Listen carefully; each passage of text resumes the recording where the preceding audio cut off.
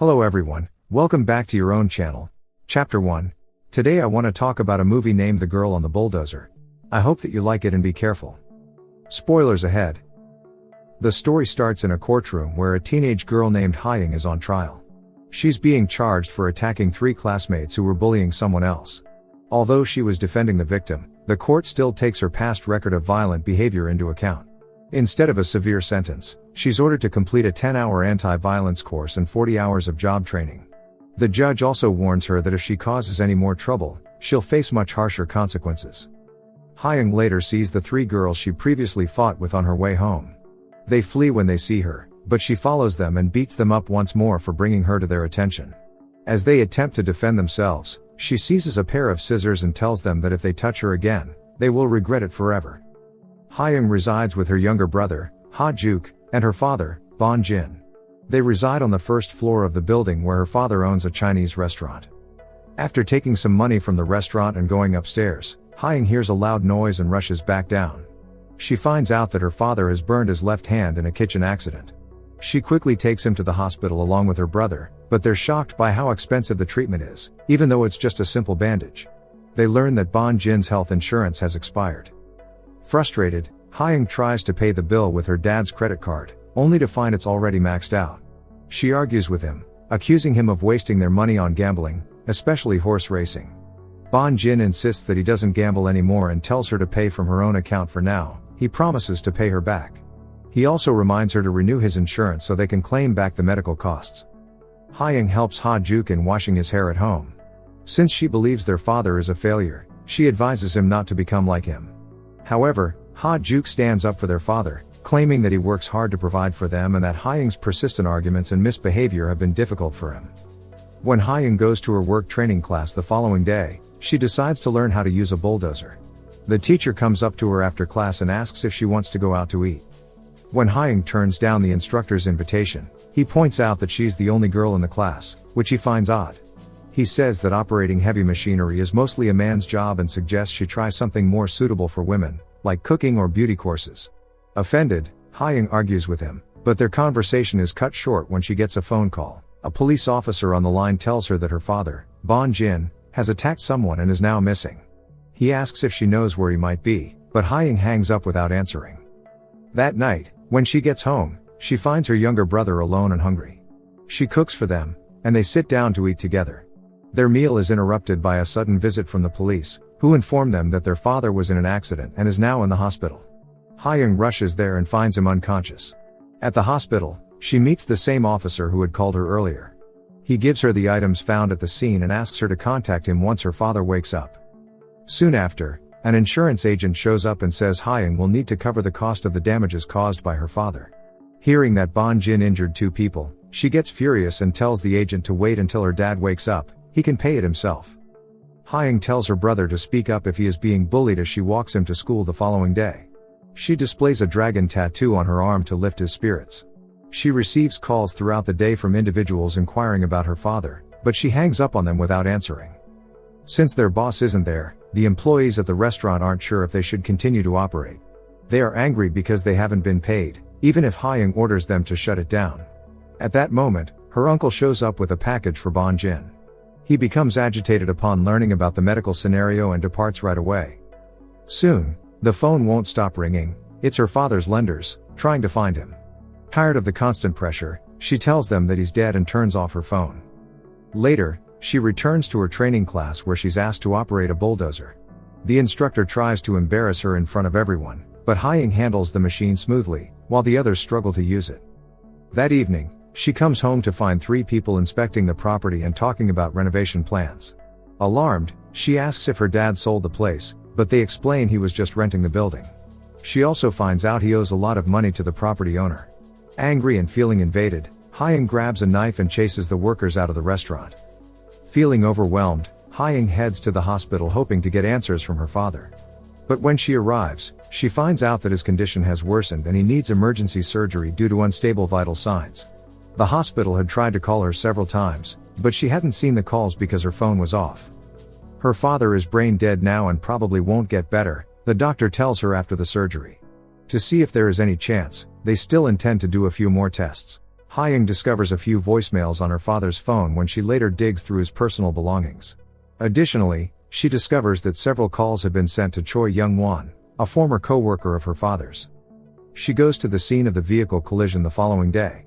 She begins to assume that her father may have crashed while attempting to avoid the two individuals he struck because there are no pedestrian crossings in the vicinity. Wanting answers, Hye-Young visits the victims in the hospital. One of them, a man, is still unconscious, so she tries to ask his girlfriend about what really happened. But the woman gives vague answers and avoids details. Then, the unconscious man's mother shows up and accuses Hye-Young's father of driving under the influence. This sparks a heated argument, and Hye-Young is eventually kicked out of the hospital. Later, she waits outside and confronts the woman again when she comes out. Hye-Young questions her more directly, but the woman still dodges her. Suspicious, Hye-Young removes the bandage on the woman's arm and discovers she's faking the injury. The wrap is just for show. Shocked, Hye-Young rushes back into the hospital to get the truth about the woman's condition, but the nurse refuses to share any information and demands she leave. Out of options, she goes to the police station to report what she saw. But the officer there tells her that her father had serious financial troubles and had recently renewed his life insurance, just one day before the accident. That timing makes it look like the crash might have been a suicide attempt. Hye-Young insists the insurance was for a burn injury on his hand, but the officer explains that policies don't cover existing conditions. Still, he promises to look into the matter and investigate further. The officer also mentions that Bon Jin had met with his former employer, Choi Young-won, just before the accident, and the car he crashed actually belonged to Choi. The next day, Hye-Young visits Korea Equipment Trading, where her father worked 8 years ago. She meets Chairman Choi and asks him what happened between them that made her father take the car and disappear. Choi claims that Bon Jin was a heavy drinker and had a lot of debt. He also reveals that the property where their family restaurant stands actually belongs to him. He had rented it to Bon Jin. The lease for the restaurant had recently ended, and Choi told Bon Jin to move out. After saying this, Choi left to attend a local election event, while Hye-Young struggled to believe that her dad would take his own life over a lease issue. Hye-Young discovers an audio recording from the day of the accident that evening while searching through her dad's phone. As she listens, she learns that Choi and her father got into a heated dispute about extending the lease. Choi deceived her father into spending 700 million won to construct a second story for the restaurant by claiming he could operate it for 10 to 20 years, according to the tape. Choi later asserted, however, that his business only offers 2-year leases and that all official documentation was based on verbal promises. Her father had gone to Choi to plead for extra time on the day of the collision, but Choi insulted him and threw him out instead of offering assistance. The next day, Hye-Young barges into Choi's office while he's in a meeting.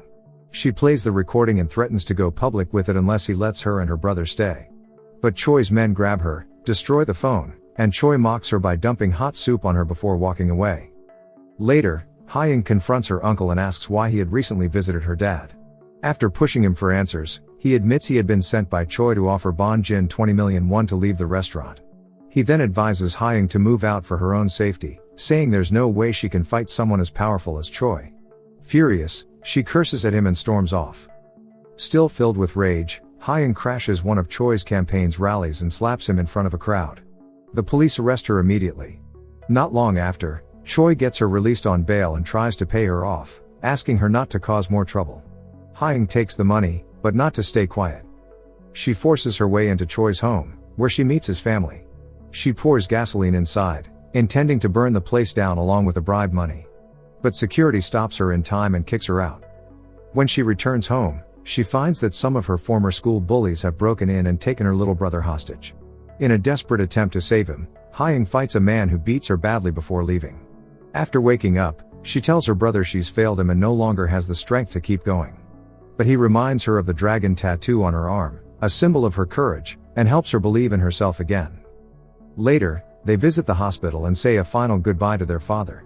Hye-Young gently asks him to reunite with their mother in the afterlife and to appear in her dreams. She breaks down in tears as she apologizes for everything, and shortly after, Bon Jin passes away. Hye-Young then takes her brother to their aunt's home to keep him safe. Afterward, she steals a bulldozer from Choi's company, Korea Equipment Trading, and drives it to the restaurant. There, she destroys the building that held so many memories with her family. Still not finished, she goes to Choi's apartment and wrecks it while he and his wife are asleep. But the police arrive quickly and shoot her in the arm to stop her. The story then jumps ahead 18 months. Hye-Young is released from prison and starts over, working as a food delivery rider and living with her brother. One day, she visits the man who had been injured in the accident and asks him what really happened. After some hesitation, he confesses that he and his girlfriend were drunk that night and had carelessly walked into the road, causing the accident that killed her father. Hye-Young doesn't respond, she simply walks away.